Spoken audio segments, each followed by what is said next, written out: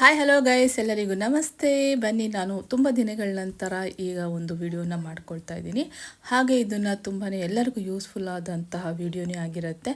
ಯಾರು ಮಿಸ್ ಮಾಡಬೇಡಿ. ಬನ್ನಿ ವಿಡಿಯೋದೊಳಗೆ ಹೋಗೋಣ. ನೋಡಿ, ನಾನು ಇಲ್ಲಿ ಒಂದು ಏನು ಹೇಳ್ತೀವಿ, ಇದು ಸೀಬೆ ಮರ ಅಥವಾ ನಾವು ಚೇಪೆ ಹಣ್ಣಿನ ಮರ ಅಂತ ಏನು ಹೇಳ್ತೀವಲ್ಲ, ಅದರ ಎಲೆಯನ್ನು ನಾನು ಯೂಸ್ ಮಾಡಿಕೊಂಡು ಇವತ್ತು ನಿಮಗೆ ಒಂದು ಹೋಮ್ ರೆಮಿಡಿನ ಮಾಡಿ ತೋರಿಸ್ತೀನಿ. ಹೆಣ್ಮಕ್ಳಾಗಲಿ ಗಂಡು ಮಕ್ಕಳಾಗಲಿ ಯಾರು ಬೇಕಾದರೂ ಇದನ್ನು ಈಸಿಯಾಗಿ ಯೂಸ್ ಮಾಡ್ಬೋದು. ತುಂಬಾ ನ್ಯಾಚುರಲ್ ಆಗಿ ಇರುವಂತಹ, ನೈಸರ್ಗಿಕವಾಗಿ ಸಿಗುವಂತಹ ನಾನು ವಸ್ತುಗಳನ್ನ ಉಪಯೋಗಿಸ್ಕೊಂಡು ನಿಮಗೆ ಒಂದು ಹೇರ್ ಕಲರನ್ನು ಹೇಗೆ ಮಾಡ್ಕೊಳ್ಳೋದು ನ್ಯಾಚುರಲ್ ಆಗಿ ಅಂತೇಳಿ ತೋರಿಸ್ಕೊಡ್ತೀನಿ. ಬನ್ನಿ, ನಾನಿಲ್ಲಿ ಈಗ ಸ್ವಲ್ಪ ಒಂದು ಎಳೆಯಾಗಿರುವಂತಹ ಸೀಬೆ ಮರದ ಎಲೆಯನ್ನು ಕಿತ್ಕೊಳ್ತಾ ಇದ್ದೀನಿ. ಈ ವಿಡಿಯೋನ ಎಲ್ಲೂ ಸ್ಕಿಪ್ ಮಾಡ್ದಿರ ನೋಡಿ, ನಿಮಗೆ ತುಂಬಾ ಯೂಸ್ಫುಲ್ ಆದಂತಹ ವಿಡಿಯೋನೇ ಆಗಿರುತ್ತೆ. ಮತ್ತು ನೋಡಿ, ನಾನೀಗ ಸ್ವಲ್ಪ ಎಲೆಗಳನ್ನು ಕಿತ್ಕೊಂಡಿದ್ದೀನಿ. ಈಗ ನಾನು ಇದಕ್ಕೆ ಸ್ವಲ್ಪ ಬೇವಿನ ಎಲೆಗಳನ್ನ ಹಾಕ್ಕೊಳ್ತೀನಿ. ಬೇವಿನ ಎಲೆ ಅಂದರೆ ನಮ್ಮ ಕಡೆ ಕರಿಬೇವಿನ ಸೊಪ್ಪಿಗೆ ಬೇವಿನ ಎಲೆ ಅಂತ ಕೂಡ ಕರಿತೀವಿ. ಒಗ್ಗರಣೆಗೆ ಹಾಕ್ಕೊಳ್ತೀವಲ್ಲ, ಅದನ್ನು ತುಂಬ ಫ್ರೆಶ್ ಆಗಿದೆ. ಈಗ ಸದ್ಯ ಮಳೆ ಆಗಿದೆ, ಹಾಗಾಗಿ ತುಂಬಾ ಫ್ರೆಶ್ ಆಗಿ ಮತ್ತೆ ಚಿಗುರ್ಕೊಂಡು ಚೆನ್ನಾಗಿ ಬಂದಿದೆ. ಆಗಿನ ಕಾಲದ ಜನಗಳನ್ನ ನೋಡ್ತಿದ್ರೆ ನಾವು ಅರ್ಥ ಮಾಡ್ಕೋಬೇಕು, ಹೇಗೆ ಅವರು ಆರೋಗ್ಯವಾಗಿ ಇರ್ತಾಯಿದ್ರು, ಎಷ್ಟು ಹೆಲ್ದಿಯಾಗಿರ್ತಾಯಿದ್ರು ಅಂದರೆ ಹೀಗೆ ನೈಸರ್ಗಿಕವಾಗಿ ಸಿಗುವಂತಹ ವಸ್ತುಗಳನ್ನ ತುಂಬ ಬಳಕೆ ಮಾಡ್ತಿದ್ರು. ಮತ್ತು ಅವರ ತಲೆ ಕೂದಲುಗಳನ್ನ ಈಗ ನಾವು ವಯಸ್ಸಾದವ್ರನ್ನ ನೋಡ್ತಿದ್ರೆ ಎಷ್ಟು ಕಪ್ಪಾಗಿರುತ್ತೆ, ಎಷ್ಟು ದಟ್ಟವಾಗಿರುತ್ತೆ, ಎಷ್ಟು ಹೆಲ್ದಿಯಾಗಿರುತ್ತೆ ಗೊತ್ತಾ. ನಾವು ನಮ್ಮ ಆರೋಗ್ಯವನ್ನು ಕಾಪಾಡ್ಕೊಳ್ಬೇಕಂದ್ರೆ ನೈಸರ್ಗಿಕವಾಗಿ ಸಿಗುವ ಅಥವಾ ನ್ಯಾಚುರಲ್ ಆಗಿ ಸಿಗುವಂತಹ ವಸ್ತುಗಳನ್ನ, ಗಿಡಮೂಲಿಕೆಗಳನ್ನ ಬಳಸ್ತಾ ನಮ್ಮ ಆರೋಗ್ಯವನ್ನು ಕಾಪಾಡ್ಕೊಳ್ಳೋಣ. ಈಗ ನನಗೆ ಎಷ್ಟು ಬೇಕೋ ಅಷ್ಟು ನಾನು ಇಲ್ಲಿ ಕರಿಬೇವಿನ ಸೊಪ್ಪನ್ನು ಕಿತ್ಕೊಂಡಿದ್ದೀನಿ. ಇದ್ರ ಜೊತೆಗೆ ನನಗೆ ದಾಸವಾಳದ ಹೂವು ಬೇಕು. ಈ ಗಿಡ ಅಂತೂ ನಮ್ಮ ಮನೇಲಿ ಹೇರಳವಾಗಿದೆ. ಮತ್ತು ಈ ಗಿಡನ ಪ್ರತಿಯೊಬ್ಬರ ಮನೆಯಲ್ಲೂ ನಮ್ಮ ಊರುಗಳಲ್ಲಿ ಈ ಗಿಡ ಇದ್ದೇ ಇರುತ್ತೆ. ನಮ್ಮ ದಿನನಿತ್ಯದ ಪೂಜೆಗೆ ದಾಸವಾಳದ ಹೂವು ಇಲ್ಲಾಂದರೆ ಪೂಜೆನೇ ಇಲ್ಲ ಅಂತ ಹೇಳ್ಬೋದು. ಹಾಗಾಗಿ ನೋಡಿ, ನಮ್ಮ ಮನೆಯಲ್ಲಿ ಹೇರಳವಾಗಿ ಹೂವು ಕೂಡ ಬಿಟ್ಟಿದೆ. ಹಾಗಾಗಿ ಸ್ವಲ್ಪ ಒಂದು 5ರಿಂದ 10 ಹೂಗಳನ್ನ ನಾನು ಇಲ್ಲಿ ಕಿತ್ಕೊಳ್ತೀನಿ. ನನಗೆ ಸಾಕಾಗತ್ತೆ ಅಷ್ಟು ಹೂಗಳು. ನಾವು ಆದಷ್ಟು ಫ್ರೆಶ್ ಆಗಿರೋದನ್ನು ಬಳಕೆ ಮಾಡೋದ್ರಿಂದ ಅದರಲ್ಲಿ ಇರುವಂಥ ಸತ್ವಗಳು ನಮಗೆ ಪೂರ್ತಿಯಾಗಿ ಹಾಗೆ ಸಿಗುತ್ತೆ. ಈಗ ಸ್ವಲ್ಪ ಹೂಗಳನ್ನ ಕಿತ್ಕೊಂಡಿದ್ದೀನಿ. ನನಗೆ ಒಂದು 5ರಿಂದ 10 ಹೂವನ್ನ ಕಿತ್ಕೊಂಡಿದ್ದೀನಿ. ಬನ್ನಿ, ಈಗ ಇದನ್ನು ಯಾವ ರೀತಿ ಮಾಡೋದು ಅಂತ ನಿಮಗೆ ತೋರಿಸ್ಕೊಡ್ತೀನಿ. ಮೊದಲಿಗೆ ನಾನು ಇಲ್ಲಿ ಇದು ಸೀಬೆ ಎಲೆಗಳನ್ನ ನಾನು ಇಲ್ಲಿ ಚೆನ್ನಾಗಿ ತೊಳ್ಕೊಬೇಕಾಗತ್ತೆ. ಒಂದು 2ರಿಂದ 3-4 ಸರಿ ಚೆನ್ನಾಗಿ ತೊಳ್ಕೊಬೇಕಾಗತ್ತೆ. ಹಾಗೆ ಇದನ್ನು ತೊಳ್ಕೊಳ್ತೀನಿ. ನೆಕ್ಸ್ಟು ನಾನು ಇಲ್ಲಿ ಕರಿಬೇವಿನ ಸೊಪ್ಪನ್ನು ತಗೊಳ್ತೀನಿ. ಒಂದು 10ರಿಂದ 20 ಕಡ್ಡಿಗಳನ್ನ ನಾನು ತಗೊಳ್ತೀನಿ. ಅಷ್ಟಾದರೆ ಸಾಕು ನನಗೆ. ಈಗ ನಿಮಗೆ ಸ್ವಲ್ಪ ಮಾಡಿ ತೋರಿಸ್ತೀನಿ ಯಾವ ರೀತಿ ಮಾಡ್ಕೊಳ್ಬೇಕು ಅನ್ನೋದನ್ನು. ಇದನ್ನು ಕೂಡ ಚೆನ್ನಾಗಿ ತೊಳ್ಕೊಬೇಕಾಗತ್ತೆ. ಇದನ್ನು ನಾವು ಚೆನ್ನಾಗಿ ಹುರ್ಕೋಬೇಕಾಗತ್ತೆ. ಹಾಗೆ ನಾನು ಇದು ಕಡ್ಡಿ ಸಮೇತನ ಕರಿಬೇವಿನ ಸೊಪ್ಪಿನ ಹಾಕ್ಕೊಳ್ತಾ ಇದ್ದೀನಿ. ಹಾಗೆ ಸೀಬೆ ಮರದ ಎಲೆಗಳನ್ನ ಕೂಡ ನಾನು ಇದ್ರ ಜೊತೆಗೆ ಹಾಕ್ಕೊಳ್ತೀನಿ. ಕಟ್ ಮಾಡಿ ಹಾಕ್ಕೊಳ್ಬೋದು, ಪರವಾಗಿಲ್ಲ. ಸ್ವಲ್ಪ ಬಾಡಿದ ತಕ್ಷಣ ಅದು ಎಲ್ಲ ಪುಡಿ ಆಗೋಕ್ಕೆ ಶುರು ಆಗುತ್ತೆ. ಹಾಗಾಗಿ ನಾನು ಹಾಗೆ ಹಾಕ್ಕೊಂಡಿದ್ದೀನಿ. ಹಾಗೆ ಸ್ವಲ್ಪ ಬಾಡಿಸ್ಕೋಬೇಕಾಗತ್ತೆ. ಇದು ಸ್ವಲ್ಪ ಕಲರ್ ಚೇಂಜ್ ಆಗಬೇಕು. ಸ್ವಲ್ಪ ಉರಿ ಕಮ್ಮಿ ಇಟ್ಟು ಚೆನ್ನಾಗಿ ಇದನ್ನು ಬಾಡಿಸ್ಕೋಬೇಕಾಗತ್ತೆ. ನೋಡಿ, ಹಾಗೆ ಬಾಡಿಸ್ತಾ ಹೀಗೆ ಈ ರೀತಿ ಆಗುತ್ತೆ. ಬಾಡಿಸ್ಕೋಬೇಕು ಚೆನ್ನಾಗಿ. ಸ್ವಲ್ಪ ಕಲರ್ ಚೆನ್ನಾಗಿ ಬರಬೇಕಲ್ವ, ಡಾರ್ಕ್ ಕಲರ್ ತಿರುಗಬೇಕು. ಹಾಗಾಗಿ ಇದನ್ನು ಬಾಡಿಸ್ಕೋಬೇಕಾಗತ್ತೆ. ಮುಖ್ಯವಾಗಿ ನಮಗೆ ಕೂದಲಿಗೆ ಬೇಕಾಗುವಂಥದ್ದು ಮೆಂತ್ಯ. ಅದಕ್ಕಾಗಿ ಇಲ್ಲಿ ಒಂದು ಸ್ಪೂನ್ ಆಗುವಷ್ಟು ಮೆಂತ್ಯ ಕಾಳನ್ನು ಹಾಕ್ಕೊಂಡಿದ್ದೀನಿ. ಅದೇ ಸಮವಾಗಿ ನಾನು ಇಲ್ಲಿ ಸಾಸಿವೆ ಕೂಡ ಹಾಕ್ಕೊಳ್ತಾ ಇದ್ದೀನಿ. 1 ಸ್ಪೂನ್ ಆಗುವಷ್ಟು ಸಾಸಿವೆ ಕೂಡ ಹಾಕ್ಕೊಳ್ತಾ ಇದ್ದೀನಿ. ಹಾಕ್ಕೊಂಡು ನೀಟಾಗಿ ಇದನ್ನು ಹುರ್ಕೋಬೇಕಾಗತ್ತೆ. ಫುಲ್ ಕಲರ್ ಚೇಂಜ್ ಆಗಬೇಕು, ಫುಲ್ಲು ಡಾರ್ಕ್ ಆಗಬೇಕು, ಡಾರ್ಕ್ ಬ್ಲ್ಯಾಕ್ ಬರಬೇಕು. ಅಲ್ಲಿಗಂಟ ಇದನ್ನು ಚೆನ್ನಾಗಿ ಹುರ್ಕೋಬೇಕಾಗತ್ತೆ.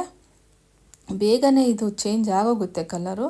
ಹಾಗಾಗಿ ಸ್ವಲ್ಪ ಹುರ್ಕೋತಾ ಇರಬೇಕಾಗತ್ತೆ. ನೋಡಿ, ಬೇಗನೆ ಇದು ಕಲರ್ ಚೇಂಜ್ ಆಗ್ಲಿಕ್ಕೆ ಬಂತು. ಹಾಗೆ ಇನ್ನೂ ಸ್ವಲ್ಪ ಕಲರ್ ಚೇಂಜ್ ಆಗಬೇಕು. ಹಾಗೆ ಸ್ವಲ್ಪ ಹುರ್ಕೊಳ್ಳೋಣ ಈ ರೀತಿ. ಈಗ ರೆಡಿಯಾಗಿದೆ. ಇದನ್ನು ನಾನು ಈಗ ಸ್ವಲ್ಪ ತಣ್ಣಗಾಗಕ್ಕೆ ಬಿಡ್ತೀನಿ. ತಣ್ಣಗಾದ ನಂತರ ಇದನ್ನು ನಾನು ಇಲ್ಲಿ ಮಿಕ್ಸಿ ಜಾರಿಗೆ ಹಾಕ್ಕೊಳ್ತೀನಿ. ಇದನ್ನು ಕಡ್ಡಿ ಕೂಡ ತೆಗೆಯೋದು ಬೇಡ, ಯಾವುದು ಕೂಡ ತೆಗೆಯೋದು ಬೇಡ. ಎಲ್ಲ ಇದರಲ್ಲಿ ಅದು ಪುಡಿಯಾಗಿದೆ, ಪರವಾಗಿಲ್ಲ. ಹಾಗೆ ನಮಗೆ ಬೇಕಾಗಿರೋದ್ರಿಂದ ನಾನು ಅದನ್ನು ಹಾಗೆ ಹಾಕ್ಕೊಳ್ತೀನಿ. ನೋಡಿ, ಇಷ್ಟು ಕಲರ್ ಚೇಂಜ್ ಆಗಲೇಬೇಕು, ಆ ರೀತಿ ಹುರ್ಕೊಳ್ಬೇಕು. ಇದನ್ನು ನಾನು ಈಗ ನೋಡಿ ಈ ರೀತಿ ಪೌಡ್ರ್ ಮಾಡ್ಕೊಂಡು ಬಂದಿದ್ದೀನಿ. ನೈಸಾಗಿ ಆಗಿದೆ, ಎಷ್ಟು ಬೇಕೋ ಅಷ್ಟು ನೈಸಾಗಿದೆ. ಇದನ್ನು ನಾವು ಯಾವ ರೀತಿ ಕೂಡ ಸ್ಟ್ರೈನ್ ಮಾಡ್ಕೋಬಾರ್ದು. ಹಾಗೆ ಇದನ್ನು ಡೈರೆಕ್ಟಾಗಿ ನಾನು ತಗೊಳ್ತೀನಿ ನೋಡಿ. ಎಲ್ಲಿ ಕೂಡ ಸ್ಟ್ರೈನ್ ಮಾಡ್ಕೊಳ್ಳಲ್ಲ ನಾನು, ಇದನ್ನು ಹಾಗೆ ತಗೊಳ್ತೀನಿ ನೋಡಿ. ಇಷ್ಟು ಪೌಡ್ರು ನಾನೀಗ ರೆಡಿ ಮಾಡ್ಕೊಂಡಿದ್ದೀನಿ. ನನಗೆ ಈಗ ಇದಿಷ್ಟು ಬೇಕಾಗೋದಿಲ್ಲ, ನನಗೆ ಸ್ವಲ್ಪ ಸಾಕಾಗತ್ತೆ. ಒಂದು ಬೌಲಿಗೆ ನಾವು ಎಷ್ಟು ಬೇಕು ಅನ್ನೋದನ್ನು ಒನ್ ಟೈಮಿಗೆ ನಾನಿಲ್ಲಿ ತೋರಿಸ್ಕೊಡ್ತೀನಿ. ಇರಲಿ, ನಾನು ಅದ್ರ ಜೊತೆಗೆ ನಮಗೆ ಅದನ್ನು ಮಿಕ್ಸ್ ಮಾಡಲಿಕ್ಕೆ ಏನು ಬೇಕು ಹೇಳಿ, ನಾನು ದಾಸವಾಳ ಹೂವನ್ನ ಕಿತ್ಕೊಂಡಿದ್ದು ಏನಕ್ಕೆ ಅಂತ ನಿಮಗೆ ಈಗ ಗೊತ್ತಾಗತ್ತೆ ನೋಡಿ. ನಾನಿಲ್ಲಿ ದಾಸವಾಳ ಹೂವನ್ನು ಕೂಡ ಚೆನ್ನಾಗಿ ತೊಳ್ಕೊಂಡಿದ್ದೀನಿ. ಅದರ ಹಿಂದೆಗಡೆ ಇರುವಂಥ ತೊಟ್ಟನ್ನೆಲ್ಲ ತೆಗೆದು ನಾನು ಈ ರೀತಿ ತೊಳೆದಿಟ್ಕೊಂಡಿದ್ದೀನಿ. ಬನ್ನಿ, ಇದರಲ್ಲಿ ನಾವು ಯಾವ ರೀತಿ ಇದರಲ್ಲಿರುವಂಥ ಜೆಲ್ನ ತಕ್ಕೊಳ್ಬೇಕು ಅಂತ ತೋರಿಸ್ತೀನಿ. ದಾಸವಾಳದ ಹೂವಲ್ಲಿ ಸಿಗುವಂಥ ಜೆಲ್ನ ಉಪಯೋಗಿಸ್ಕೊಂಡು ನಾವು ಹೇರ್ ಕಲರಿಗೆ ಮಿಕ್ಸ್ ಮಾಡಿಕೊಂಡ್ರೆ ನಿಮಗೆ ಎಷ್ಟು ನ್ಯಾಚುರಲ್ ಆಗಿ ಹೇರ್ ಕಲರ್ ರೆಡಿ ಆಗುತ್ತೆ ಅಂತ ನೀವು ಗೆಸ್ಸೇ ಮಾಡಿರಲ್ಲ. ಬಂದು ನೋಡಿ ಯಾವ ರೀತಿ ಎಷ್ಟು ಚೆನ್ನಾಗಿರುತ್ತೆ ಅಂತ ನಿಮಗೆ ನಾನು ಈಗ ತೋರಿಸ್ಕೊಡ್ತೀನಿ ನೋಡಿ. ಎಲ್ಲರೂ ಅದ್ರ ಜೊತೆ ಮಿಕ್ಸ್ ಮಾಡಲಿಕ್ಕೆ ಕೊಬ್ಬರಿ ಎಣ್ಣೆ ಅಥವಾ ಅಲೋವೆರಾ ಜೆಲ್ನ ಯೂಸ್ ಮಾಡ್ತಾರೆ. ನಾನಿಲ್ಲಿ ಯಾವುದು ಯೂಸ್ ಮಾಡೋದಿಲ್ಲ. ಇದನ್ನು ದಾಸವಾಳ ಹೂವನ್ನು ತಗೊಳ್ತೀನಿ, ಸುಮ್ಮನೆ ಒಂದು 2 ಸರಿ ಈ ರೀತಿ ಸ್ಮ್ಯಾಶ್ ಮಾಡಿದ್ರೆ ಸಾಕು. ನೀರು ಹೆಚ್ಚಾಗಿ ಹಾಕೊಳ್ಳೋ ಹಾಗೆ ಇಲ್ಲ, 1-2 ಹನಿಯನ್ನು ಹಾಕ್ಕೊಂಡ್ರೆ ಸಾಕು. ನಮಗೆ ಅದರಲ್ಲೇ ಜೆಲ್ ಸಿಗುತ್ತೆ. ನಮಗೆ ಸ್ವಲ್ಪ ಸ್ಮ್ಯಾಶ್ ಆಗೋದಕ್ಕೋಸ್ಕರ ಅದನ್ನು ಯೂಸ್ ಮಾಡಿದ್ದು ಅಷ್ಟೇ ನೋಡಿ. ಈ ರೀತಿ ಆದರೆ ಸಾಕು. ಇಷ್ಟು ನಮಗೆ ಇದು ಮಾಡಿಕೊಂಡ್ರೆ, ಪೇಸ್ಟ್ ರೀತಿ ಮಾಡಿಕೊಂಡ್ರೆ ಸಾಕು, ಬೇಗನೆ ಆಗೋಗುತ್ತೆ. ಯಾವುದು ಕಷ್ಟ ಇಲ್ಲ, ತುಂಬಾ ಈಸಿ ಇದೆ. ಇದನ್ನು ನಾನೀಗ ತಗೊಂಡು ಇದರಲ್ಲಿ ನಾನು ಜೆಲ್ ತಕ್ಕೊಳ್ತೀನಿ. ನನಗೆ 1-2 ಸ್ಪೂನ್ ಆಗುವಷ್ಟು ಜೆಲ್ ಸಿಕ್ಕಿದರೆ ಸಾಕು. ಈಗ ನೋಡಿ, ಇದನ್ನೆಲ್ಲ ತಕ್ಕೊಂಡ್ಬಿಡ್ತೀನಿ. ಹೇಳ್ತಾ ಇದ್ದೀನಿ, ನೀರು ಜಾಸ್ತಿ ಹಾಕ್ಕೊಳ್ಬಾರ್ದು, ಸ್ವಲ್ಪನೇ ನೀರು ಹಾಕ್ಕೊಳ್ಬೇಕು. 1-2 ಹನಿ ಅಷ್ಟೇ ನಾವು ಇಲ್ಲಿ ನೀರನ್ನು ಬಳಕೆ ಮಾಡಿದ್ದೀನಿ ನೋಡಿ. ಇಲ್ಲಿ ಯಾವ ರೀತಿ ಜೆಲ್ ತಕ್ಕೊಳ್ಳೋದು ಅಂತ ಈ ಥರ ತಿಕ್ಕಾಗಿ ನಮಗೆ ಜೆಲ್ ಫಾರ್ಮಲ್ಲೇ ನೀಟಾಗಿ ಸಿಗುತ್ತೆ. ನಮಗೆ ತಗೊಂಡಿದ್ದೀನಿ ನೋಡಿ. ಈ ಥರ ನಮಗೊಂದು 2 ಸ್ಪೂನ್ ಆಗುವಷ್ಟು ಜೆಲ್ ತಗೊಳ್ತೀನಿ ಸಾಕು. ನನಗೆ ಒಂದು 5-6 ಹೂವನ್ನು ಹಾಕ್ಕೊಂಡಿದ್ದೇನೋ ಅಷ್ಟೇ. ಇಷ್ಟು ನಮಗೆ ಜೆಲ್ ಸಿಗ್ತಾ ಇದೆ ಸಾಕು ನನಗೆ. ಈಗ ನೋಡಿ, 1-2 ಸ್ಪೂನ್ ಆಗೋಷ್ಟು ಜೆಲ್ ಸಿಕ್ಕಿದೆ. ಈಗ ನಾವು ಇದನ್ನು ಯಾವ ರೀತಿ ಮಿಕ್ಸ್ ಮಾಡೋದು ಅಂತೇಳಿ ನೋಡೋಣ ಬನ್ನಿ. ಇಲ್ಲಿ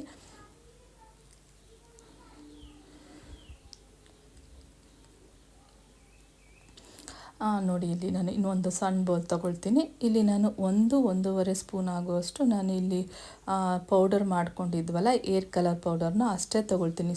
ಸಾಕಾಗತ್ತೆ ಇಷ್ಟು ಒನ್ ಟೈಮಿಗೆ. ನೆಕ್ಸ್ಟು ರೆಡಿ ಮಾಡಿಟ್ಕೊಂಡಂತಹ ದಾಸವಾಳದ ಜೆಲ್, ಇದನ್ನು ನಾನು 1-2 ಸ್ಪೂನ್ ಅಷ್ಟೇ ಮಾಡಿಕೊಂಡಿದ್ದೆ. ಜಾಸ್ತಿ ಮಾಡ್ಕೊಳ್ಳೋದು ಬೇಡ, ಎಷ್ಟು ಬೇಕೋ ಅಷ್ಟನ್ನು ಆ ಟೈಮಿಗೆ ಮಾಡಿಕೊಂಡ್ರೆ ಸಾಕು. ನಾನು ಅದನ್ನು ಕೂಡ ಇಲ್ಲಿ ಹಾಕ್ಕೊಳ್ತಿದ್ದೀನಿ. ಹಾಕ್ಕೊಂಡು ನೀಟಾಗಿ ಮಿಕ್ಸ್ ಮಾಡ್ಕೊಳ್ತೀನಿ. ನಿಮಗೆ ನೋಡಿದ್ರೆ ಗೊತ್ತಾಗತ್ತೆ ಇಲ್ಲಿ ಇದು ಯಾವ ರೀತಿ ನಾವು ಶಾಪ್ಗಳಿಂದ ತಂದಂತಹ ಏರ್ ಕಲರ್ ರೀತಿಯೇ ಇದು ನೀಟಾಗಿ ಮಿಕ್ಸ್ ಆಗುತ್ತೆ.